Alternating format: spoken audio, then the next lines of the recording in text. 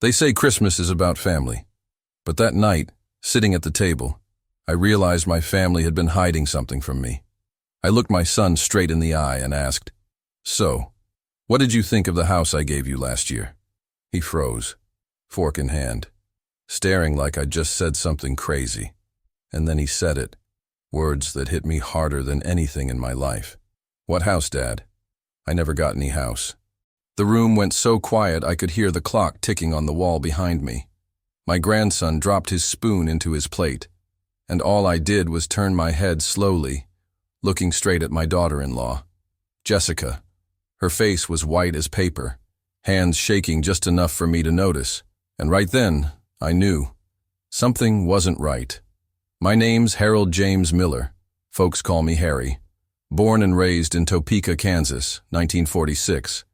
I was a mechanic all my life, running my own little garage outside town, just me and two boys working side by side. Fixed engines, changed tires, helped folks get back on the road. That's the kind of life I lived. Nothing fancy. I never cared about money, just family and hard work. I raised my son Mark to know the same values, or at least I thought I did. When my wife passed 5 years ago, God rest her, I started thinking about what I'd leave behind. My house was paid off. My savings weren't much, but enough. But the real thing I wanted to give was something solid. That's why about a year ago, I bought a second house, paid in cash, 3 bedrooms, quiet street, near the kids' school. I put it in Mark's name. Didn't even tell him right away. Wanted it to be a surprise, something his wife could show him so he'd feel proud. That's how my wife and I always did things. Quiet, thoughtful. I sent all the papers registered mail, made sure everything was done right, and I trusted. Maybe too much. Now before I keep going, if you're still listening, I'd really appreciate it if you'd stay with me until the end. And if this story reminds you of something that's happened in your life, maybe someone kept something from you, maybe you found out a truth late, leave a comment down below. Let me know where you're watching from. I'd love to hear your story too. We all carry things. Sometimes sharing helps. Back to that night. After my son said those words, I couldn't bring myself to say anything else. Not in front of the grandkids, not with Christmas music still playing in the background. I just leaned back in my chair, folded my hands in my lap, and let the silence settle. Mark kept glancing at me like he didn't know what to say. Jessica didn't say a word. Not one. And that told me everything. My wife used to say, "Harry, a man's got 2 ears and 1 mouth. Use them in that order." So I kept quiet. I watched, observed. After dinner, once the kids were off playing with their new toys and everyone had a drink in hand, I stepped outside onto the porch for a bit of air. It was cold. Real cold. Kansas cold. Mark followed me out there not long after. He leaned against the railing next to me, quiet for a minute before he spoke. "Dad, about earlier. Were you serious?" His voice cracked a little. I nodded. "Yes, son. I was serious. Bought you a house, sent all the papers." He ran a hand through his hair like he did when he was a teenager. "Jessica handles all the mail," he said. That's all he said. 4 little words that made my stomach drop. I didn't press him then. Not that night. We just stood there side by side, 2 grown men looking out at the frozen yard, pretending everything was still okay. But inside, my mind was racing. And when I got home later, I went straight to my filing cabinet.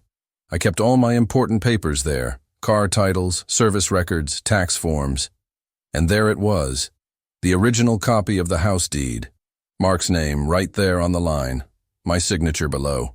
Everything filed, stamped, but tucked behind it, something else caught my eye. An envelope, unopened, sealed tight, addressed to Mark. My handwriting. I pulled it out, sat down at the kitchen table, and just stared at it. My hands weren't as steady as they used to be. Years of turning wrenches and holding tools had left them rough and a little shaky. But I opened that envelope real careful, like I was unwrapping a memory. And inside was the letter I'd written him when I sent the house papers. The letter that should have told him everything. How proud I was, how I hoped the house would help his family. And there it was, never mailed. I felt my stomach twist up in knots. I wasn't sure if I'd forgotten to send it, or if someone had taken it before it reached the post office. And suddenly, everything about Jessica's pale face made sense. That woman had been hiding things from her own husband, and from me. Maybe it wasn't just the house. Maybe there were other things. Money, letters, calls she never passed on. I sat there at that kitchen table until the sun came up, holding that envelope like it was a piece of my own heart. I thought back to all those little moments when Jessica acted strange. Times Mark didn't show up when I invited him over. Times he didn't call back. And sitting there, staring at that unopened letter, I made up my mind. I wasn't going to let this slide. A man can take a lot in life, but some things you can't ignore. Hiding a man's last gift to his son, that crosses a line. That Christmas night, looking at that envelope, I realized it wasn't just about the house. It was about trust, and mine had been broken. The next morning, I put on my coat, grabbed the folder with all the papers, and drove straight to my son's house, heart pounding like a hammer the whole way there. And as I pulled up to the driveway, that's when I saw something that made my heart sink even deeper. I pulled into my son's driveway just as the sun was coming up, cold winter light stretching across the neighborhood like a spotlight on all the things you don't want to see. Mark's truck was parked out front like usual, Jessica's SUV next to it. From the outside, nothing looked out of place. You'd never guess there was a secret sitting between those walls, pressing on everyone's chest like a weight no one wanted to name. I sat there in my old pickup for a minute, engine running, folder in my lap.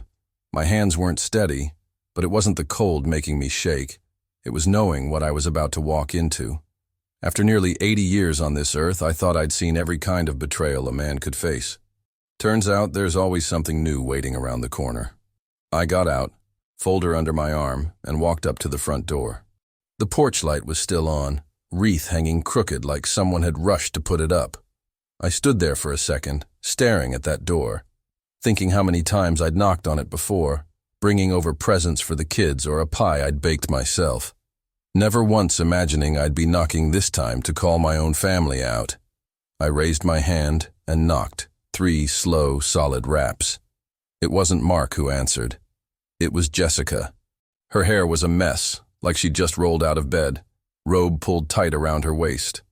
And when she saw me standing there, she froze. Color drained right out of her face again, same as the night before. "Morning, Jessica," I said, voice calm as I could manage. "Is Mark home?" She didn't say anything right away, just stood there, blocking the doorway like she could keep me out by sheer will. But eventually, she stepped aside and let me in. I walked past her, boots thudding against the hardwood floors, and found Mark in the kitchen pouring himself a cup of coffee. He looked up, surprised. "Dad, everything okay?" I didn't answer right away. Just set the folder down on the kitchen table and opened it real slow. Laid the house papers out, the envelope, the letter, spread them all like cards on the table. Mark's eyes narrowed. He set down his coffee cup without taking a sip. Jessica came in behind me, standing in the corner, arms folded, face pale.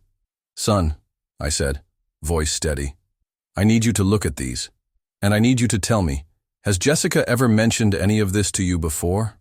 Mark stepped closer, eyes scanning the papers. His hand reached out, fingertips brushing the title deed, his name in black ink. I could see the moment it hit him. His jaw tightened. His face went pale, just like hers. "No," he said finally, voice low. "I never saw any of this. Not once." I didn't look at Jessica right away. I kept my eyes on my son, because in that moment, all I cared about was the truth between us, a father and his boy. After a few seconds, though, I couldn't avoid it. I turned my head toward Jessica. "Why?" I asked her. Simple as that. One word. She opened her mouth, closed it again. And then, quiet, almost a whisper, she said, "I didn't want him to know. We were going through a rough patch. Money was tight." I thought, if I held onto it, maybe. I let out a breath, long and slow. So that was it. Greed, or fear, or both. I don't know. But in the end, it didn't matter why she did it. What mattered was that she had. Mark didn't say a word. He just stood there, hands clenched into fists, looking like a man who'd just been punched in the gut by someone he trusted most. And I understood that feeling, more than I cared to admit. We sat down at the table then, the three of us. I made her sit too. I wasn't going to let her run off and hide behind some door or excuse. I laid it all out.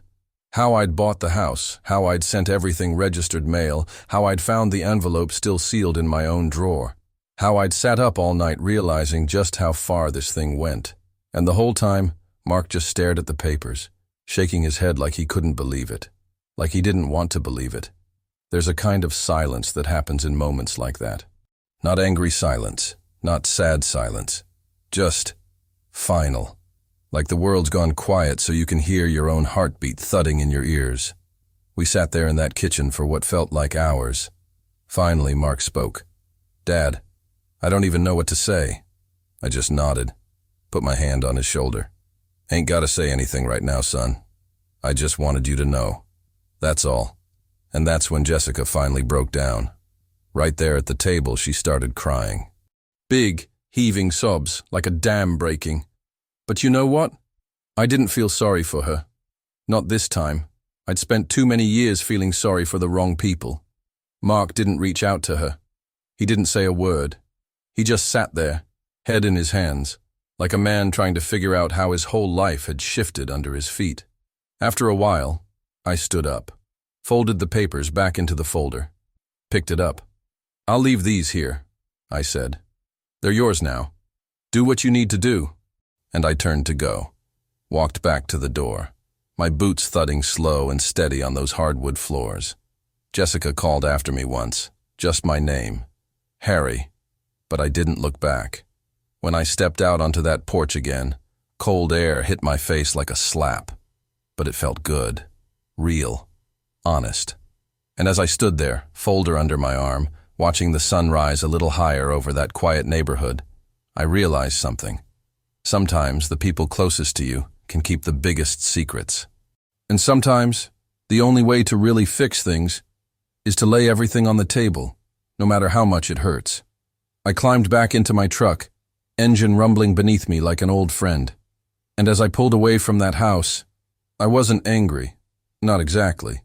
But I wasn't the same man I'd been the night before either, because now I knew the truth.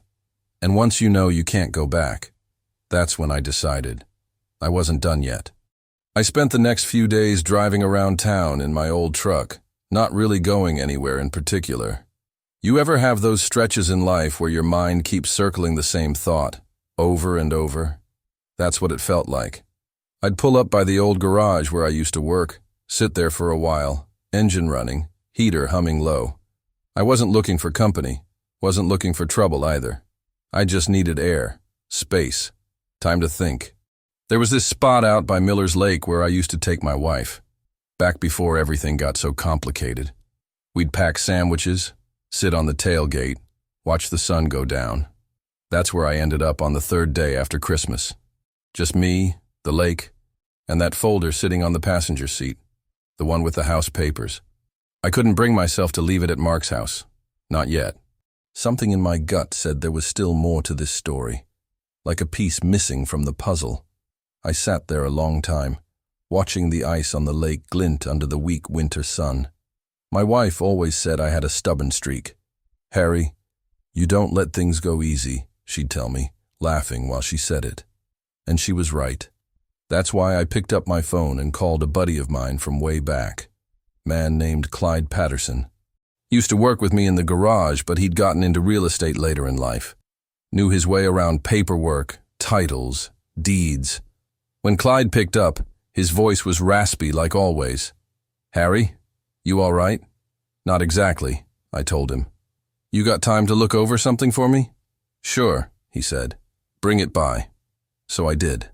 Drove straight from the lake to Clyde's office, folder under my arm. His place was small, tucked between a laundromat and a pawn shop.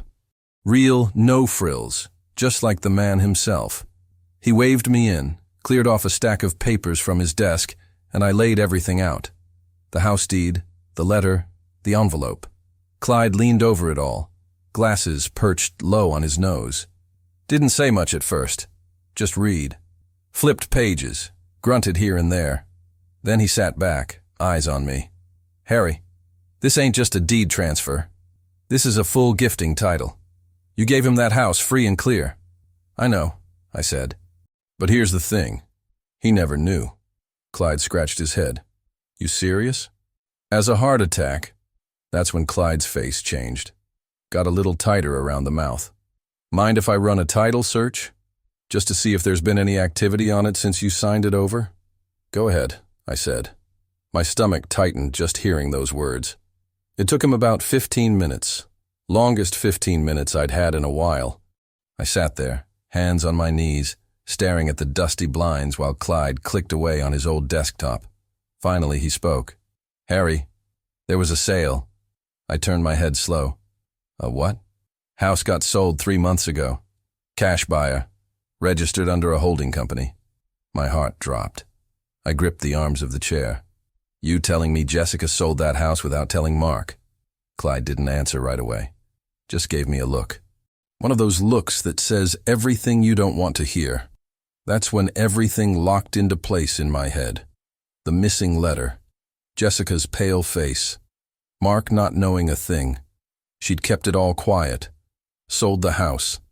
Probably pocketed the cash. And there I was thinking I'd done something good for my family. I stood up, folder under my arm again. Thanks, Clyde. You sure you don't want me to help? Lawyer, maybe? Not yet, I said. I need to handle this my way first. So I left, climbed back into my truck. And for a long minute I just sat there gripping the steering wheel, knuckles white. A man can take a lot, but knowing your own family pulled something like that sticks with you, like a splinter under the skin. I drove straight back to Mark's house, this time with no slow knock. I rang the bell hard. Jessica answered again, but I didn't wait for her to invite me in. I walked right past her into the kitchen. Mark was there, drinking coffee again, looking just as worn as I felt. Dad? I laid the folder on the table once more. You need to sit down, I said, voice real low now. What is it? I looked at both of them. Jessica standing off to the side, arms folded, eyes darting like a cornered animal. And then I said it straight. Your wife sold the house, Mark, 3 months ago, behind your back. His face didn't change right away, not like in the movies. No yelling, no fists slamming the table, just this slow, quiet heartbreak that settled into his eyes like a weight too big to carry. Jessica opened her mouth like she was going to deny it, but she didn't. Her lips just trembled. That's when I realized. This wasn't just about a house. It was about trust broken in a way no amount of money could fix. And I wasn't sure if my family would ever be the same after that.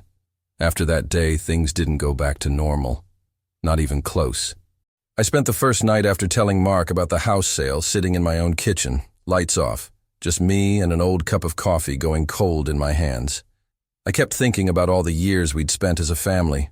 Birthdays, Thanksgivings, Sunday mornings fixing things around the house. And now, all of it felt like it had a crack running through it, like a windshield hit by a stone. You can't unsee it once it's there. Mark didn't call me that night. I wasn't surprised. I figured he needed time to process. But around noon the next day, I heard the sound of a truck pulling into my driveway. I stepped out onto the porch, wiping my hands on a rag, and there he was, my son, standing there with his shoulders squared like he hadn't slept either. He didn't say much at first, just stood there on the porch with me, both of us staring out at the frozen grass. Finally, he said, Dad, I checked. It's true. Jessica sold the house. I nodded slow. I figured. He swallowed hard. She's been keeping things from me a long time, hasn't she? I didn't answer right away, because the truth was, I didn't know how deep it went. All I knew was what I'd seen and what I'd felt in my gut. Mark looked older that morning, like whatever weight he'd been carrying got heavier overnight. He shoved his hands in his pockets and said something I wasn't expecting. I'm filing for divorce. That hit me like a hammer to the chest. Not because I didn't think he had reason, but because saying those words out loud, that's when you know it's real. We sat down on the porch steps after that, side by side, like we used to when he was a kid. Back then, it'd be over a scraped knee or a broken bike chain. Now it was something bigger. I asked him, "What about the kids?" "They'll stay with me," Mark said. "I've already talked to a lawyer. I'm not letting her take them too." That's when I finally put my hand on his shoulder. Squeezed it just once. There wasn't much else to say. But as I sat there next to my son, something else settled in my chest. Something I hadn't wanted to admit until then. I felt angry, not just at Jessica, at myself, for trusting too easily, for sending that house without making sure it got into the right hands, for thinking everything would work out just because I meant well. That night, after Mark left, I went into my bedroom and opened up a drawer I hadn't touched in years. Inside was a small wooden box, my wife's. She used to keep letters in there, old photographs. I pulled it out and sat on the bed, lid open, sifting through those papers like I was looking for some kind of answer. That's when I found it. A photograph I'd forgotten about. Me, my wife, Mark, and Jessica, standing in front of the old garage. Everyone smiling. Everyone pretending things would always be that simple. I sat there looking at that picture for a long time, and I started talking to my wife out loud. "I don't know what I'm supposed to do now, sweetheart," I said. "I tried doing right by everyone, and look where that got me." It wasn't the first time I'd talked to her like that since she passed, but it was the first time I felt like I wasn't just talking to an empty room. I put the picture back in the box, closed the lid, and made myself a promise. If there was one thing left I could do before my time was up, it was making sure nothing like this ever happened again. I wasn't going to let the people I loved get blindsided, not Mark, not my grandkids. That night, before I went to bed, I took out a notebook and started writing everything down. Every account, every property, every little thing I owned, so there wouldn't be any secrets left. And as I sat there, pen moving slow across the page, I knew the story wasn't finished yet. Because there was still one thing I hadn't told Mark. One last thing about the house that even Jessica didn't know. After everything with the house, after Mark told me he'd started divorce proceedings, after I'd written down every last thing I owned in that old notebook, there was still one thing left sitting heavy in my chest. It wasn't something I could say just anywhere, not on the porch, not with cold air hanging in the air between us like a wall. It had to be face to face, man to man, somewhere quiet. So the next morning I called Mark, told him to meet me at Miller's garage. It hadn't been my shop in years, but the new owner, a kid named Trey, still kept the old sign up. Miller and Sons said it was out of respect. Mark showed up around 10, pulling into the lot in his pickup. He parked next to my truck like always, as if nothing had changed. But everything had. You could see it on his face. Less weight, maybe. Or maybe just a man who'd finally made up his mind about something hard. We walked inside the garage together, past the rows of tools, the smell of oil still in the air. Trey wasn't around that morning. I'd made sure of that. Mark leaned against the workbench, arms crossed, watching me like he was waiting for whatever I had to say, and I didn't waste time. "Son," I said, "there's something about that house I never told you." His brow furrowed. "What do you mean?" I pulled out a folded piece of paper from my coat pocket, laid it flat on the workbench. It wasn't part of the folder. It wasn't in any lawyer's file, just something I'd kept tucked away. "It wasn't just a house I bought for you," I said. "I'd already set it up to transfer to your kids automatically if anything ever happened to you. I paid extra for it. There's a trust attached to it." Mark stared at the paper, mouth slightly open. "You did that?" I nodded slow. "I wanted them taken care of. Even after I'm gone, even if something went wrong between you and Jessica. I figured, families don't always stay the way you want them to. But kids, grandkids, they deserve something solid." Mark picked up the paper, read through it. His hands trembled just a little. I could tell he was trying to hold it in. After a long minute, he said, voice quieter than I'd heard in years, "Why didn't you tell me before?" I let out a slow breath. "Same reason I sent the house through the mail. I wanted it to be a gift, not a condition, not a deal, just something for you, for them." He set the paper down gently, like it was heavier than it looked. "Jessica didn't know about this either?" "No," I said. "Only you now." We stood there in silence for a while after that. The garage was quiet except for the faint hum of the old refrigerator in the back. Then Mark said something I didn't expect. "I always thought you didn't trust me, Dad." That hit me harder than any of this so far. I turned to look at him straight on. "Son, it wasn't about trust. It was about making sure nothing got lost. I've seen too many families torn apart by money, by mistakes, by pride." He nodded slowly, eyes on the paper again.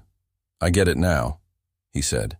And in that moment, I felt something ease up inside me, like a knot finally coming loose after being tight for too long. Before we left the garage, I told him one last thing. "I know things are rough right now, but you got those kids to think about. Keep your head on straight." "I will," Mark said. And, "Thanks, Dad." We didn't hug. We weren't that kind of family. But as we walked back out into the cold morning air, I felt closer to my son than I had in years. But as I climbed back into my truck and pulled out of the lot, I couldn't shake the feeling that things weren't over yet. Because there was still Jessica.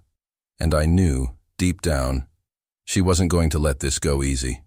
2 days after that morning at the garage, I was back home, sitting in my recliner with a notebook in my lap, pen in hand. I'd gotten into the habit of writing down everything lately. Bank accounts, old debts, stories I figured my grandkids might want to hear someday. I was halfway through a list of the tools I still owned in the shed when the doorbell rang.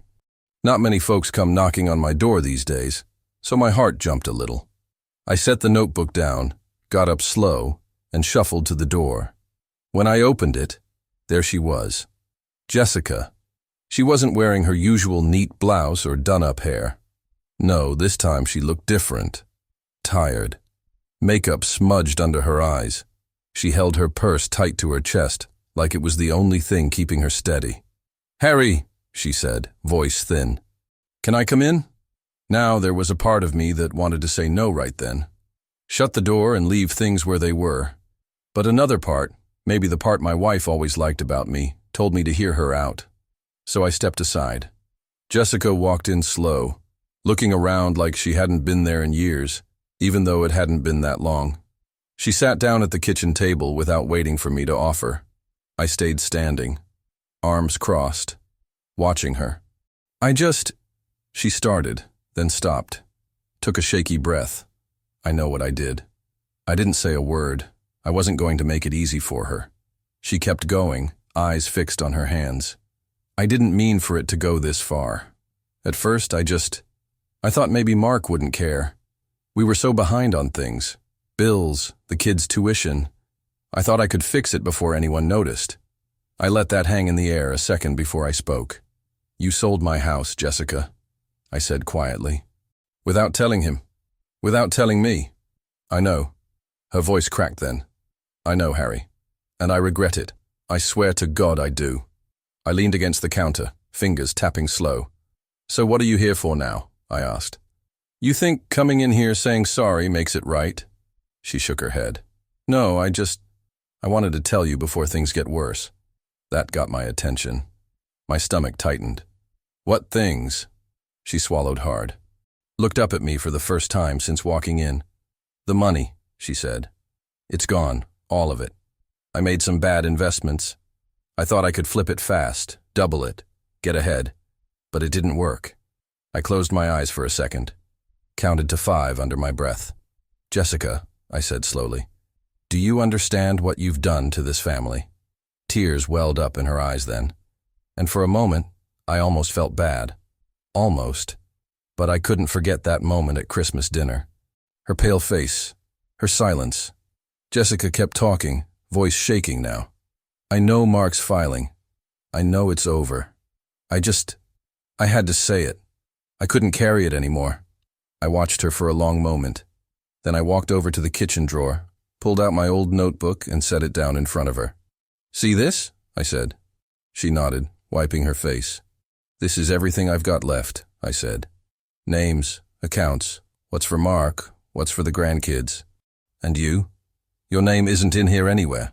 Not anymore." Jessica looked down at it like it burned. "I don't want your money, Harry," she whispered. "I know," I said, "but I wanted you to hear it from me. You're done. You had your chance. She didn't argue, didn't plead, just stood up slow, purse clutched tight again. Before she left, she turned to look at me one last time. I'm sorry, she said again. And for the first time, I believed she meant it. But believing didn't change a thing. After she walked out, closing the door behind her, I stood there for a long while. Just me, the silence, and that old notebook on the table. And that's when I realized there's a kind of peace that comes after the storm. But there's also a kind of silence that never really leaves. And as I sat back down in my chair, picking up my pen again, I knew there was still one more thing I had to do before this chapter in my life was really closed. 2 weeks had passed since Jessica showed up at my door. 2 long weeks of cold mornings and quiet nights. Mark and I spoke a few times, short talks, mostly about the kids or what the lawyer said next. Nothing about Jessica. We didn't need to bring her up anymore. What's done was done. But there was still that last thing sitting on my mind, like a knot that wouldn't quite come loose. And I knew I couldn't ignore it much longer. So one morning, I put on my old coat, grabbed that notebook I'd been filling out, and headed downtown. There was a place I'd been meaning to visit ever since all this mess started, a little lawyer's office tucked between the hardware store and the post office. I wasn't looking for anything fancy, just someone who could help me make sure everything I had would go exactly where I wanted it to go. No more surprises, no more secrets. The lady at the front desk looked up as I walked in. Her smile was polite but quiet, like she could already tell I wasn't there for small talk. "Can I help you, sir?" she asked. "Yes, ma'am," I said. "I need to update my will." That's how I met Mr. Franklin, a man maybe 20 years younger than me, but with a face that said he'd seen enough folks walk through that door with stories like mine. We sat down in his office, papers spread out between us, my notebook open on the desk. And I told him everything.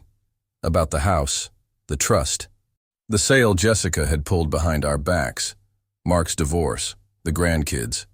By the time I was done, Mr. Franklin just sat there shaking his head. "That's a lot to carry," he said. "It is," I said.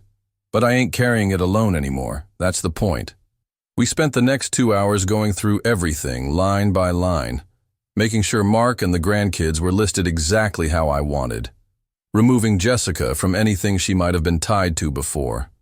Making sure that if something ever happened to me, there wouldn't be another sealed envelope sitting forgotten in some drawer. When it was all finished, Mr. Franklin slid the papers across the desk toward me. "Just need your signature here," he said. I picked up the pen, hands steady as ever, and signed my name, slow and clear. Harold James Miller. Afterward, I walked out of that office, feeling lighter than I had in months. Like I'd finally put down a weight I'd been carrying for too long. But there was still one last thing I needed to do before I could really call it done. I drove straight to Mark's place. Not the old house, but the rental he'd moved into after filing the papers. It was smaller, tighter, not as fancy, but it felt honest. When he opened the door, the kids were running around in the background, toys scattered across the floor. For the first time in a long time, it felt like home again. Mark stepped out onto the porch with me, closing the door behind him. "What's up, Dad?" he asked. I handed him the folder with the fresh papers. "It's all in there," I said. "The will, the trust, everything official now." Mark took it with both hands, eyes scanning the front page. "Dad, you didn't have to do all this." I shook my head. "Yeah, I did. You know why? Because one day I won't be here to make sure it gets done right. And I don't want you sitting at some table 20 years from now wondering what your old man left behind." His jaw tightened like he was holding something back. "Thanks," he said finally. We stood there a while, side by side again, just like at the garage. Before I left, I said one more thing.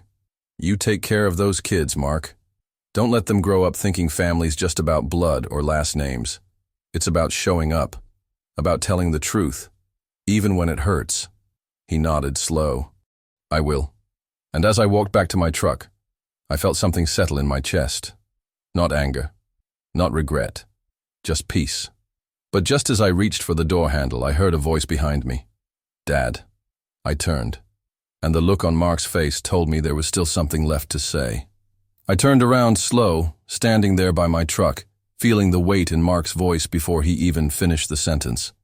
"Dad," he said again, eyes focused on the ground, hands stuffed in the pockets of his jacket like a boy about to confess something he'd been holding in too long.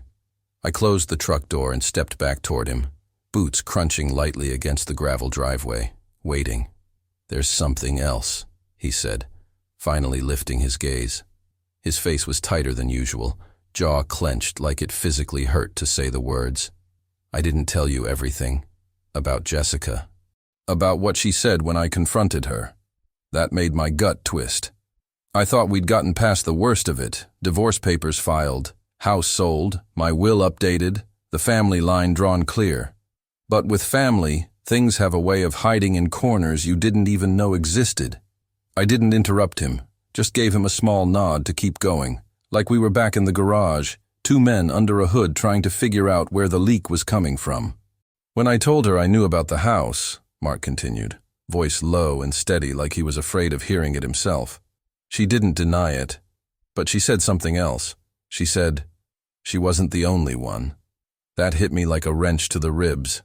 My brows furrowed, voice dropping lower without meaning to. "What do you mean? Wasn't the only one?" Mark shook his head, pulling his hands from his pockets, running them through his hair like he used to do when he was a teenager, trying to come up with an excuse after breaking curfew. "She said there was somebody else involved, somebody who helped her handle the sale.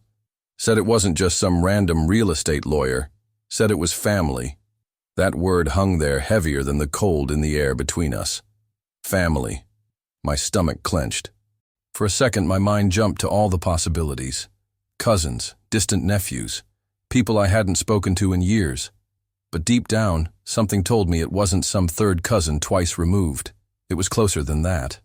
Mark saw the look in my face and added, "I don't know if she was just trying to get under my skin or if it's real, but after everything, I can't ignore it.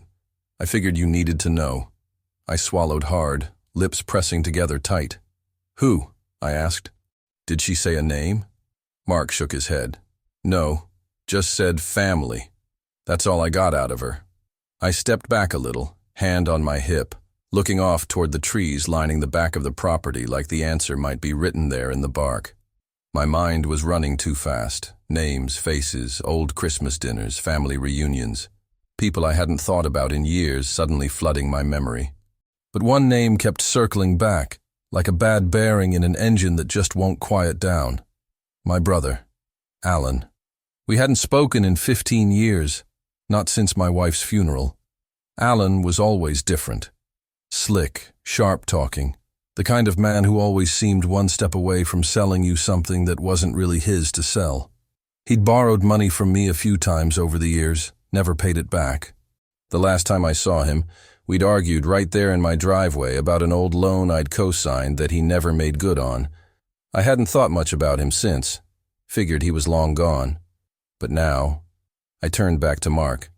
"Alan," I said, voice flat. It had to be him. Mark's eyebrows pulled together. "You sure?" "No," I said, "but it fits." He always had a way of sniffing out an opportunity, and he knew enough people in town.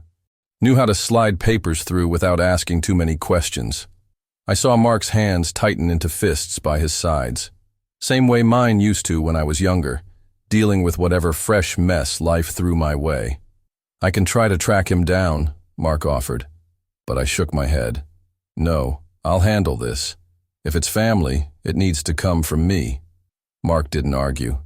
He just nodded, slow, eyes dark like he understood exactly what that meant. We stood there for a while longer, two men in the cold, both knowing there were still parts of this story left untold.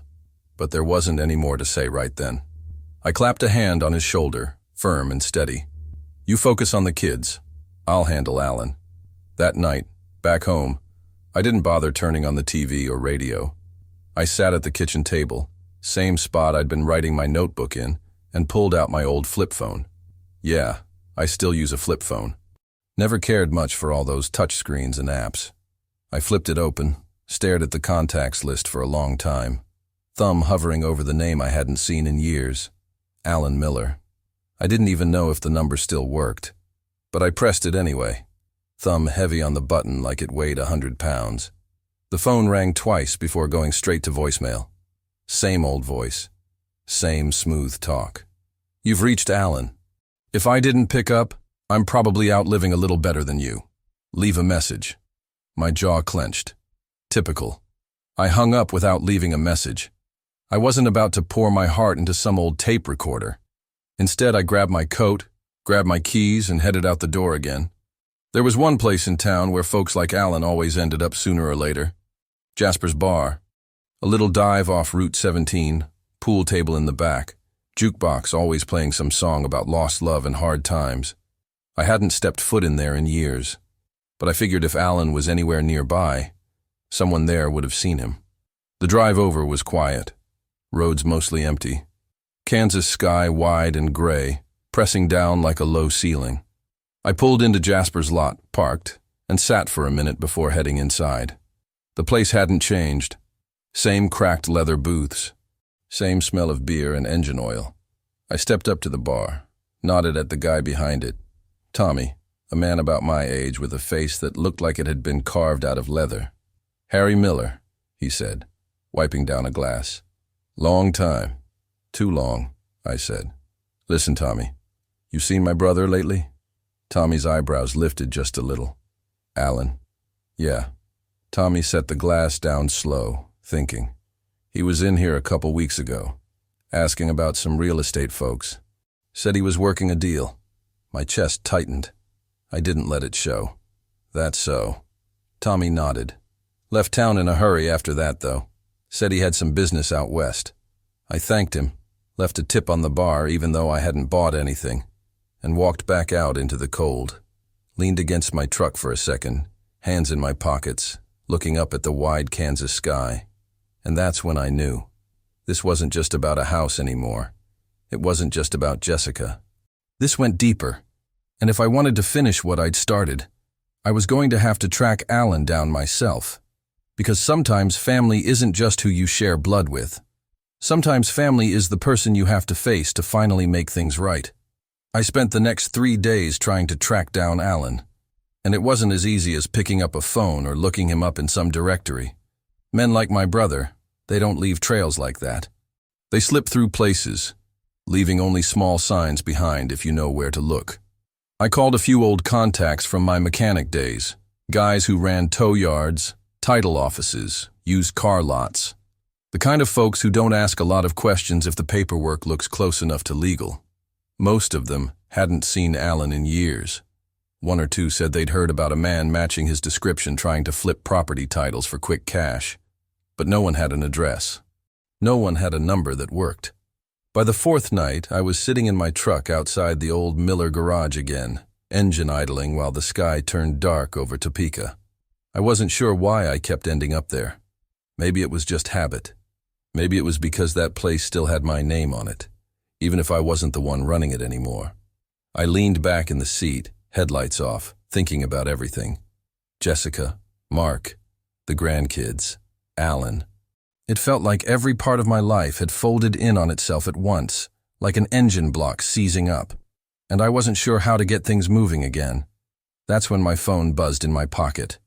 That old flip phone I refused to trade in. I pulled it out, thumbed it open, and there it was. Unknown number. I stared at it for a second before answering. "Harry," a voice said, low, familiar. "It's been a long time." "Alan." I didn't say anything at first. Just let the silence hang like a hammer over both our heads. Finally, I said, "Took you long enough." "I heard you were looking for me," he said, like we were catching up over coffee instead of cleaning up years' worth of betrayal. "I've got some questions," I said, "and I'm not hanging up until I get straight answers." Alan chuckled softly, like I'd told a joke. "I figured you might." "Where are you?" I asked. "Does it matter?" he said. "We can talk right here." "No," I said flat. "Not over the phone. I want to look you in the eye." There was a pause, and then he gave me an address. Some roadside motel just past the edge of town. I knew the place. Used to be called the Prairie Inn. Hadn't set foot there in 20 years. Alan said. 1 hour, room 12, and hung up.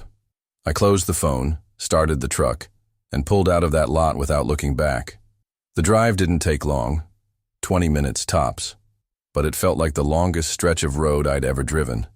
My hands stayed tight on the wheel the whole way, knuckles white, heart pounding slow and steady in my chest like a hammer on steel. When I pulled into the Prairie Inn, the lot was almost empty. 2 other cars, neither one I recognized. The sign above the office flickered in and out. Vacancy. I killed the engine, stepped out, and walked up to room 12. The door was cracked open just a hair, like Alan was already expecting me. I pushed it open and stepped inside. He was sitting there on the edge of the bed, same leather jacket he always wore, hair a little grayer now, face a little leaner. But it was him, all right. Alan Miller, my brother, my blood. He looked up at me with that same half-smile he always used, the one that never quite reached his eyes. "Harry," he said, "you look older." "So do you," I said, shutting the door behind me. I didn't sit, just stood there, arms crossed, waiting. Alan leaned back on his hands, like he wasn't worried about a thing. "So what's this about?" "You know damn well what it's about," I said, voice low but steady. "The house, Jessica, the sale. You helped her." He didn't deny it, just shrugged like it wasn't worth arguing. "Maybe I did," he said. "Times get hard. People do what they have to." I stepped closer, hands tightening into fists at my sides. "That was my son's house, Alan, my grandkids' future. And you helped take it from them." Alan's eyes narrowed just a little. "You always were too soft about family, Harry. You hand things out like candy. Trust people to do the right thing. That's not how the world works." I shook my head, feeling that heat in my chest, but I kept my voice steady. "Maybe not, but I'd rather be the man who trusts too much than the man who steals from his own blood." For the first time, Alan's face lost that slick confidence. His jaw tightened. "You think I got rich off it? Jessica was supposed to cut me in, but she didn't. Sold it, ran off with the whole thing. I didn't see a dime." That surprised me. I hadn't expected him to admit that. "Doesn't change what you did," I said.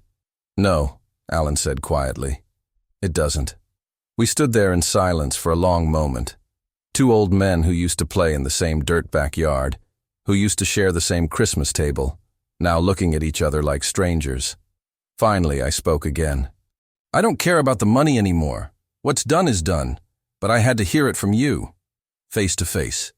Alan nodded once, slow. "So now what?" he asked. I took a breath, feeling that weight in my chest ease up just a little. "Now I go home, and I finish putting my family back together." Alan didn't follow me out. He just stayed there on the bed, staring at the floor like he'd finally realized what all those years of choices had really cost him. When I stepped back outside into the cold Kansas air, I felt lighter than I had in months, because now I knew.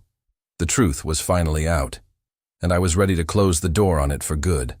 By the time I got back home that night, the sky had turned the kind of deep black Kansas only knows in the dead of winter, not a single star in sight, just quiet and cold stretching all the way to the horizon. I parked the truck out front, sat there for a moment with both hands on the steering wheel, feeling the engine ticking as it cooled. My whole life felt like it had come down to that one drive home. Years of work, family dinners, arguments, silent Sundays, all those little things that don't seem like much until you look back and realize they were everything. I stepped out, boots crunching on frozen gravel, and for the first time in a long while, I didn't feel that tight knot in my chest anymore. I wasn't angry, wasn't sad, just tired maybe, but a good kind of tired, the kind that tells you something's finally done right. Inside, the house was exactly as I'd left it. Lights low, the notebook still sitting open on the kitchen table where I'd left my last list half finished. I pulled off my coat, hung it on the hook by the door, walked over, and sat down, picked up the pen. For a moment, I just looked at that empty line waiting to be filled, thinking about what words ought to go there. After all the talking, the phone calls, the driving around town, tracking down Alan, setting things straight, it all boiled down to this. One last sentence. I wrote it slow, in my old steady hand. Everything has been made right. And I underlined it once, firm and sure, then closed the notebook for good. Slid it into the drawer next to the old silverware where I kept my wife's recipes. Some things didn't need to be on the table anymore.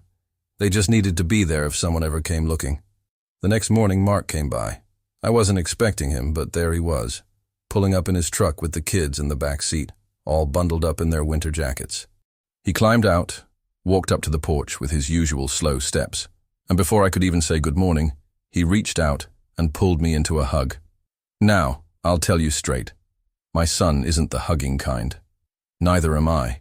But that morning, he wrapped his arms around me like he'd been carrying a weight on his shoulders, and it had finally lifted. I clapped him on the back once, stepped back, cleared my throat. "You good?" I asked, voice low. He nodded. "Yeah, Dad.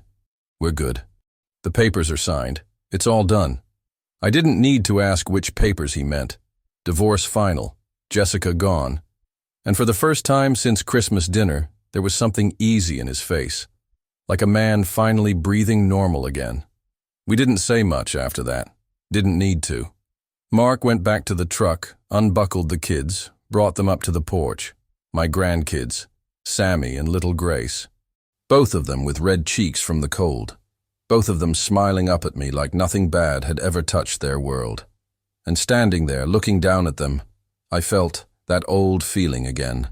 The one that says, maybe life's still got a little good left in it after all. Sammy tugged on my sleeve, held up a drawing he'd made. Crayon on white paper, shaky lines. But I could tell what it was supposed to be. A house. "That's yours now, Grandpa," he said, voice proud as anything. And I'll be honest with you, my eyes stung a little. I crouched down, put a hand on his shoulder. "Thank you, son," I said. "Means more than you know." Later that afternoon, after Mark and the kids had gone back home, I found myself out in the shed, not looking for anything in particular, just moving through old boxes, old tools, oil cans, and scrap metal. Sometimes a man just needs to touch things that remind him where he comes from.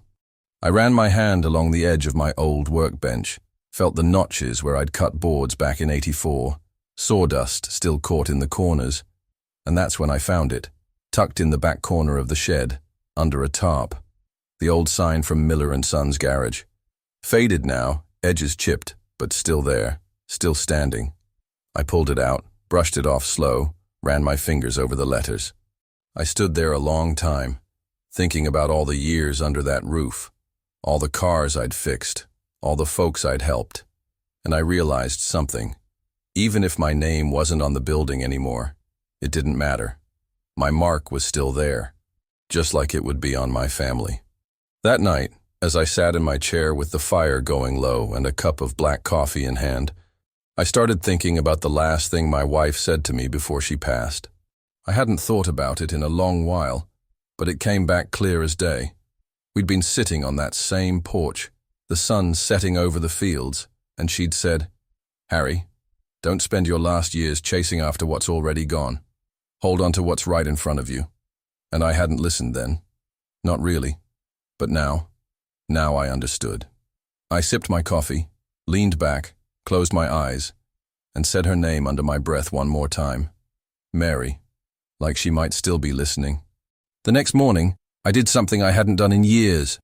I pulled out an old wooden box from the closet, the one with all my papers, and inside was a sealed envelope marked with my handwriting. Inside was my letter to Mark from all those months ago, the one I thought had been lost. The real one. Not the copy Jessica had hidden, the original I'd never mailed. Turns out I'd been holding on to it all along, afraid to send it. Maybe part of me knew things wouldn't go the way I hoped.